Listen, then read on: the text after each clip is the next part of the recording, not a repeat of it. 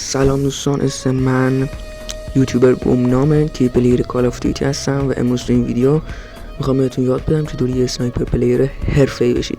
اولین بخش اینه که شما دیگه بعد از خامی در بیاید، دیگه بعد بچه سالی رو بذارید کنار. یعنی چند که دیگه دو انگشتی بازی نکنید. واقعا که تا الان دو انگشتی بازی کردی که دیگه بذار کنار، بیا سراغ سه انگشتی، چهار انگشتی، پنج انگشتی، اصلا حداقل دیگه سه انگشتی رو داشته باشی. چون اگه باید دو انگشتی میخوای پلی بدی نمیتونی حرفه‌ای بازی کنی، نمیتونی فست و تورک بزنی. خب پس این اولین بخش. دومین بخش برای اینکه یه اسنایپر پلیر حرفه بشین اینه که یه گان خوب داشته باشید. آقا گانه خوبی که توی سیزن اخیر هستش مثلا DLQ، لوکاس، HDR، اولتا، اینا یا کوشکا، مثلا اینا گانهای واقعا خوبی هم برای اسنایپ. حالا اینکه یک گان خوب داشته باشید کل ماجرا نیست و هنوز نصف ماجراست. نصف دیگهش اتچمنت اون گانه. یعنی چی؟ یعنی اتچمنتی رو گانتون باشه که گانتون زود بره توی ایم.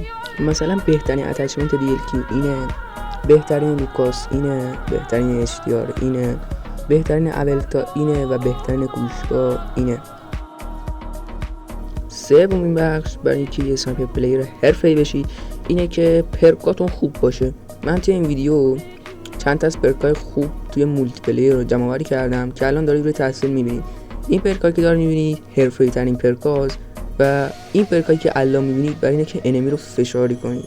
هر کدوم رو میخواید استفاده کنید. چهارمین بخش برای اینکه یه اسنایپر پلیر حرفه‌ای بشید که یکی از اساسی ترین قانون ها هست اینه که تو بازی استرس نگیرید، هول نکنید. هر چم انمی داره شما رو میزنه و از شما کیل میگیره، شما نباید فشار بخورید، نباید استرس بگیرید، چون هر چم که اصلا بلدید و بلد نیستید یادتون میره و خب دیگه نمیتونید یه بازی حرفه‌ای انجام بدید.